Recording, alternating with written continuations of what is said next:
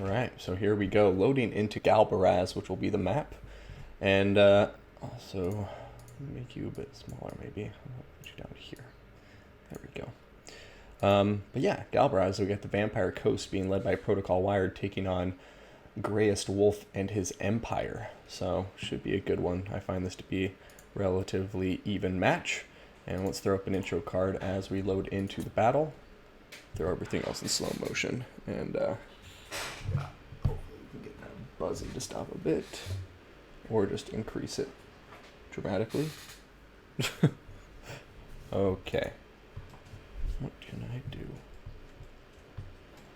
Anyways, so that intro card also didn't work. Yay!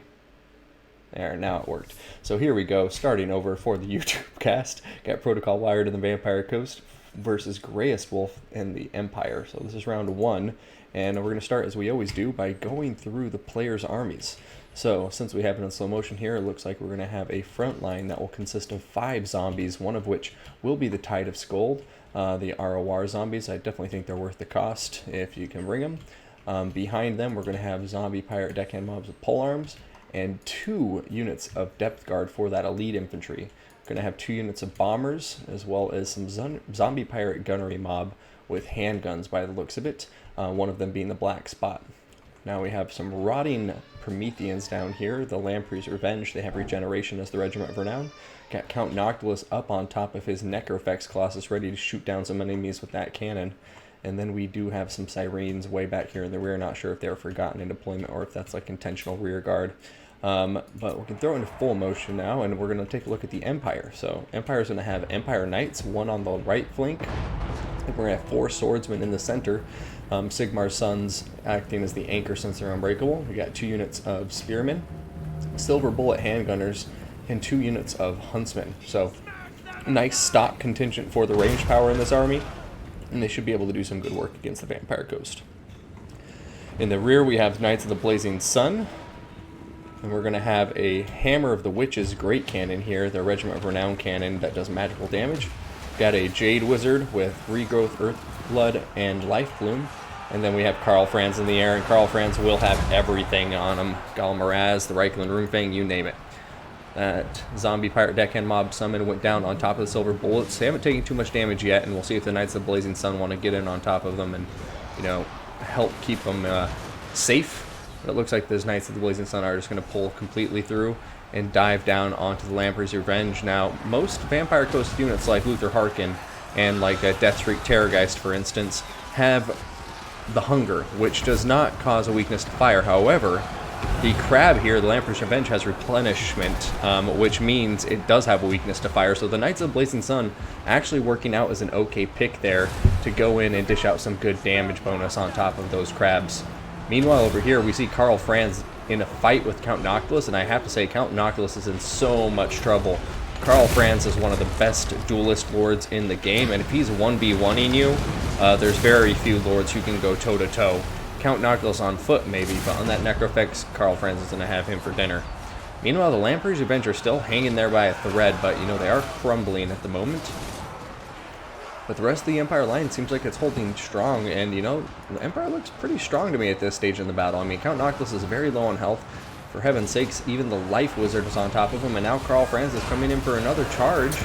Invocation of Heck is going to go down, upgraded, so it heals the units nearby too, but it's not going to be enough to save good old Nocti boy. And he is going to crumble to the earth. But the Jade Wizard also kind of getting stuck there, so, you know, going to have to be careful to make sure those Depth Guard don't get her. But Regrowth, fortunately, going to go down on top of Karl Franz just before the Jade Wizard starts to rout. We have the Zombie Pirate Gunnery Mob with handguns back here firing away. Karl Franz is going to come and try to disrupt them, prevent them from firing in comes some Knights of the Blazing Sun with a lovely side charge to boot. And yeah, nice way to deal with those units. Very threatening, especially at this stage in the battle. You know, you've dealt with the Vampire Coast leadership. Just take your time, eliminate the key forces from the Vampire Coast. In this case, I would say the handguns. And then I think the rest of the army you can kind of kill at your whim. Yeah, Depth Guard are dangerous, but They're slow. They can't catch your archers. They can't catch your silver bullets. I mean, they're not slow for heavy infantry as far as that's concerned, but compared to cavalry, Karl Franz and stuff, nobody's going to catch them unless they want them to. And now Karl Franz, with the help of the Knights of Blazing Sun, will be diving into these Depth Guard, doing some nice damage on the charge. And like I was referencing earlier, for instance, these Depth Guard, they do have regeneration, but the thing to remember about their regeneration is the hunger. So they don't have a weakness to fire, unlike the Lamprey's Revenge. So I do think the Knights of the Blazing Sun do have some utility here if you run into the Lamprey's Revenge. But other than that, maybe you want to stick with regular Empire Cavs, stay a bit cheaper. But this is a perfect example of why they also can come in handy against the coast, because Syrenes are such a common pick. And Knights of the Blazing Sun, as we can see, have 25% magic resistance. So they just dove in and destroyed those Syrenes, no problem. And Syrenes will not have an easy time dishing out damage to the Knights of the Blazing Sun because of that magic resist. Now, the Vampire Coast army is beginning to fall apart here. The Sigmar Sons have just dove in on top of, dived in on top of the black spot, and they should be able to take care of them. They're, unbreakable, so these guys will probably crumble out before the last model is killed on Sigmar Sons. Now the cavalry is in here. They're really doing a ton of damage to the Depth Guard. Karl Franz is over here too, and Earthblood is going to go down, and, it just seems like the Empire's not too worried anymore. And at this point, I would agree, like, they don't really have anything to be worried about. All of the handguns are dealt with. I mean, you have some over here that are crumbling, some right here that are crumbling. But I doubt they'll be able to get over here on top of Karl Franz at this point in the battle. And the Depth Guard, as tanky as they are, they're not going to survive Karl Franz and his Cav gang.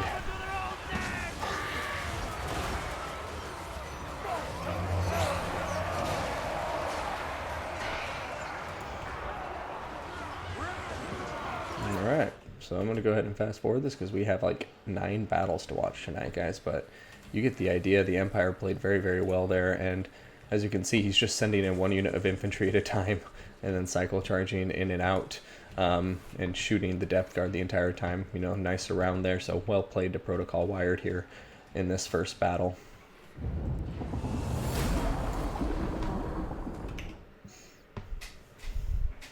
And also, thank you very much, G-Man person, for the follow. I really appreciate it, man. Hope you're having a good day. And, yeah, good to have you. Bien, usted encarcelated. I am Protocol. I just didn't know how to handle Empire. Oh, duh. Well, how are you just following me, Protocol Wired? I'm just kidding, man. Went for some gut reactions that turned out to be really hard countered. Yeah, no, wait a minute. I had that backwards, didn't I? No, I didn't. I had it right. So, my apologies. Greyest Wolf, well played to him over Protocol Wired. But yeah, I think Greyest Wolf's army, I liked it a lot. Normally you would see people just go with the archer spam or something, and I think against archer spam you would have been okay there because you have the mobility of the Lamprey's Revenge to get on top of archers, Depth Guard, which have plenty of armor to resist their combat, and they're relatively fast for heavy infantry. The bombers can do a ton of damage, and you have the handgunners, which outrange most of the archers. So I think this army, and plus the cannon too, so yeah, it's just like both of you kind of, no, I like that build. Even right now, I don't think it's a bad build overall. Syrenes are in there. Maybe 1 less Depth Guard and bring more missiles or something. Or like a Vampire Fleet Captain. Or no, you already did that, duh, so you can already. Forget Noctilus is also that. Yeah, I like the Cav a lot from Greyest Wolf. Just, yeah, I guess I'm a sucker for Empire Cav.